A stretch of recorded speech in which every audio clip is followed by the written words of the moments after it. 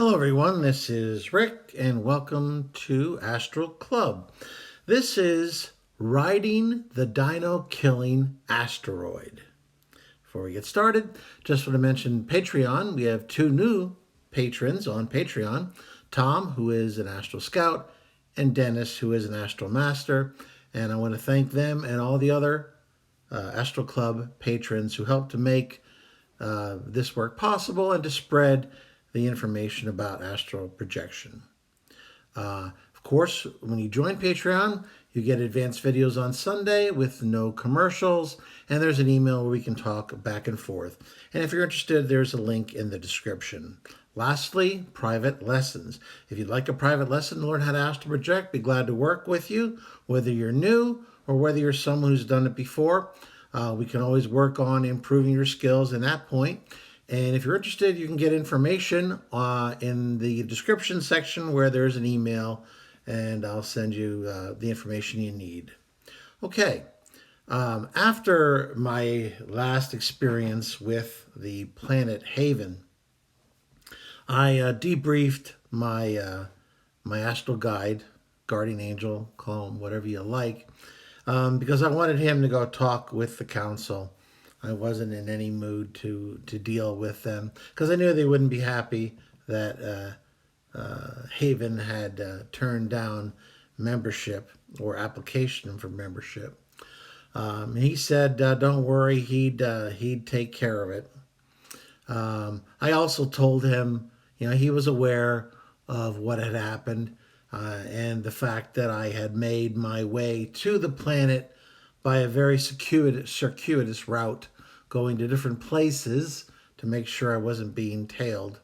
And then at the end, of course, I asked them, the Havenites, to remove the ident from my consciousness so that no one else could find them by, I would never tell anyone. But, as somebody with a physical body, I can't always be on guard as far as, somebody dipping into my conscious mind. Sometimes I can detect it and I can block it. I've told you about that before. Using nursery rhymes over and over and over again is one way to block those type of thoughts. But I just thought that in this case, the welfare of the planet Haven was more important than my ability to visit them, because they've been very, very generous to me. And they've adopted me almost, and I figured it was my duty to do everything I could to protect them, even if it meant not being able to go back there again myself. He approved of everything that I did and said he'd debrief the council. When I left my body the next time, I found myself going to the usual meeting place where I always meet him for the most part, in the conference room. That's what I call it. And he was in a good mood. He told me what the council had said, how they had been disappointed that I had been unable to get the Havenites interested in membership. But, of course, as I said, I didn't promise anything. All I promised is that I would present the invitation to them and then honor whatever decision they made. He did indicate, though, with kind of a smile, that he thinks someone tried to tail me and that they tried to go to the ident they thought I went to. And he believes they ended up in a bad place, possibly near that largest black hole in the universe, which was kind of my version of a practical joke. That's what you get for following me. If they went to the ident I went to, they weren't captured by the event horizon because it's outside of that. But it would have been enough to put a little of the fear of the Almighty in them when you pop up and all of a sudden you see that giant monster surrounded by burning plasma staring you down. He did mention that they said that I should supply them with the ident so that they could send someone else to try to extend an invitation. And then, of course, my angel guide had to explain to them that that just wasn't possible because I no longer had the ident in my consciousness. So I'm sure I'm a little bit on the outs right now with the council, and I wish I could say I really cared, but I'm pretty much given none of the you know whats about them at this point in time. As I was talking with my angel guide, he said, "Look, you've been through an awful lot, these last number of months. I'd like to give you a little vacation or something. You never asked me for favors, but I'd like to offer one." He asked me, "Is there anywhere that you've ever tried to go that you were unsuccessful that you'd really like to visit?" And I thought about it for a bit, and there's a number of places that occurred to me. But ever since I was a kid and I found out about how the dinosaurs went extinct because of that giant asteroid that had hit the Chicxulub area of what is today Mexico, and it caused this enormous disaster, that I'd always tried to get to the point where that happened so I could watch it, because it must have been an awesome, couple of days watching what happened after such an enormous disaster. But I was never able to pinpoint that time. Either I would get there way before or I would get there afterwards, and usually a good deal afterwards. So, because it's such a fine point in time. I mean, when you look it up online, they say it's anywhere between 66 and 65 million years ago that the asteroid hit. And trying to narrow that down to a specific time period is probably impossible for our scientists. So it's not any easier for me. So I said, "Yeah, could you arrange for me to, see the asteroid that hit the Earth and took out, 75% of all life on the Earth, including all the non-avian dinosaurs, and pretty much any animal on land that was bigger than a cat, a house cat, ended up going extinct." So he said, "Yes, I can definitely arrange that for you, and perhaps even a little bit better than just witnessing the disaster." And I didn't know quite what he meant, but the next thing I knew is that we were both on this enormous asteroid in space. And it just kind of took me by surprise. I wasn't expecting to be actually on the asteroid. I was expecting to be on the Earth somewhere, watching the thing come down. But seeing it from this vantage point was infinitely more interesting. It's hard to gauge speed in space unless you've got something to compare it to. But one thing that definitely always took me by surprise, because whenever you see large asteroids, and this thing, according to scientists, and I have no reason to doubt it based on my own, imagination from what I saw, is that it was about 6 foot wide, 6 miles wide, or about 10 kilometers wide, which is basically the height of Mount Everest, to give you an idea of this enormous chunk of rock that was headed towards the planet Earth. And what I found particularly interesting is that whenever they do show you these things, it always looks like a stationary rock that's kind of headed towards the Earth. But this thing was tumbling head over heel, if you will, which took a little while to get used to, because we were stable and this thing was turning head over heel. And I just imagine just how sick I would probably be if I had a stomach. It reminded me of a much smaller asteroid that I rode that passed Earth a number of years ago. But this thing, of course, was a mountain. It was enormous. And we were just standing there on this rock as it tumbled and headed towards the Earth. I could tell we were traveling fast now, because as we were approaching the moon, we buzzed right by it. So when I looked up after the experience on Google, I found that they estimated that this asteroid hit the Earth going at about 19 miles a second, or 30 kilometers a second. Or if you want to look at it another way, it would have been about 68,000 miles per hour. So this thing was moving fast. And below me, I could see the Earth now, and I could see it quite clearly.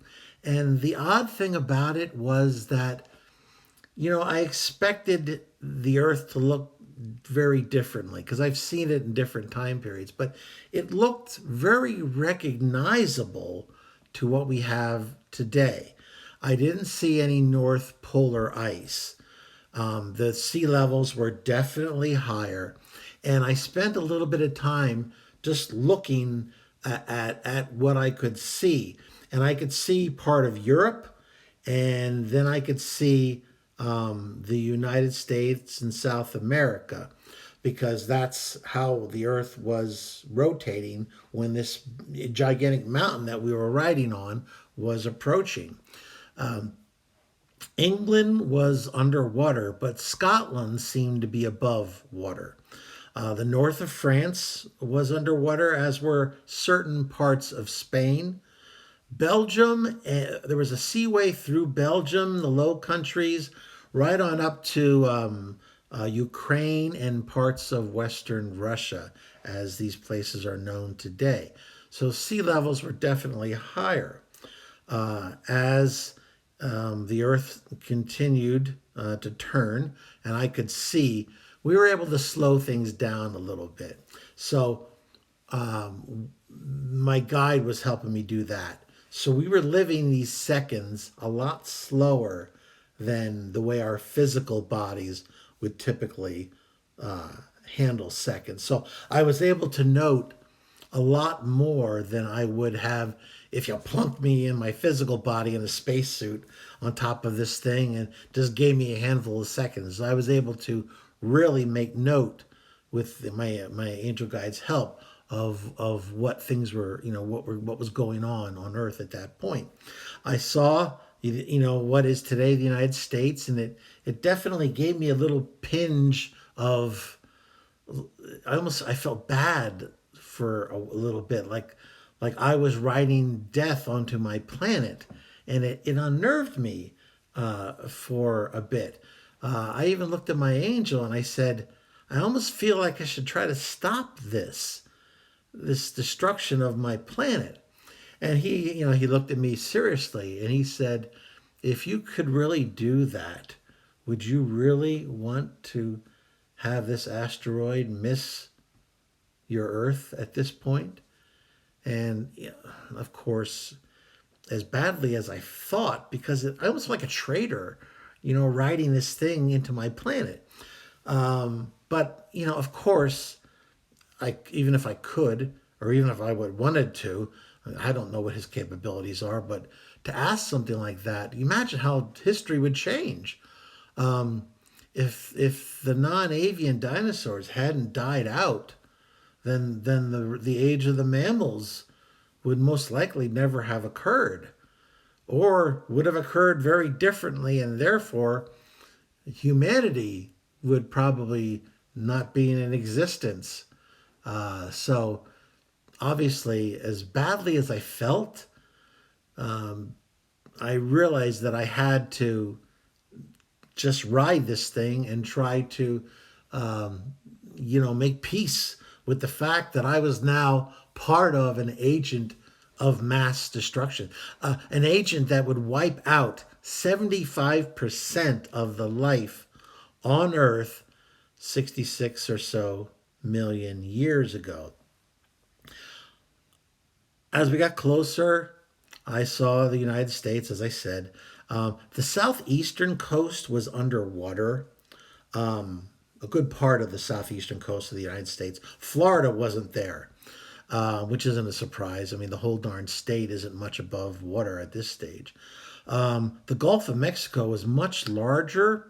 Um, there was definitely no Louisiana, and I think the water went up to part of Arkansas and eastern Texas, like Houston and all those areas were also underwater as well. But I could still make out all of these basic continents, and so it did look a little weird writing this monster to its destruction on planet Earth. Um,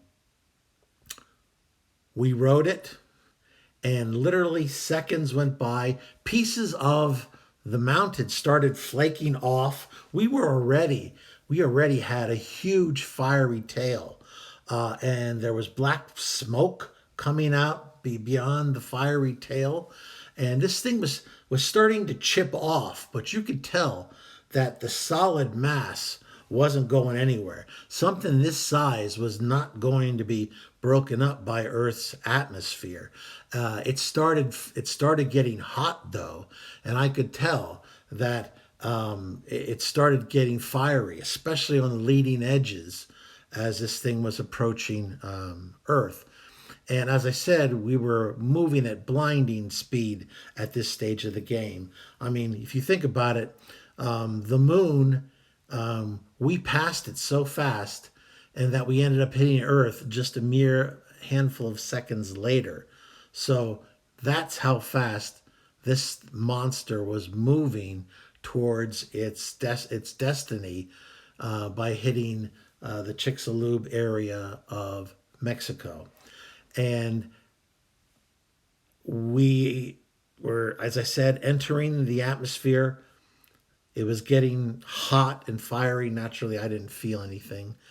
And then, as we neared the Earth, the asteroid just smashed into the planet, and it was just an enormous storm of rock and fire and sulfur and brimstone that was just incredible. It took up my entire vision. All I could see around me, besides my guide, was just this molten rock and flame, and it was weird because it seemed like the sea had been pushed aside and had gone to who knows where. But now we were in this enormous flaming hole. And that's where I'm going to stop it for now, because I got to get into the rest in the next episode. If you like this, please hit the like button, share it with those of like minds. Subscribe if you haven't already. Make sure that bell's on so you're always notified when Wednesday afternoon and Saturday morning podcasts are posted. And please list any questions or comments. I'm always interested in that stuff. And as always, this is Rick, and I will see you on the astral plane.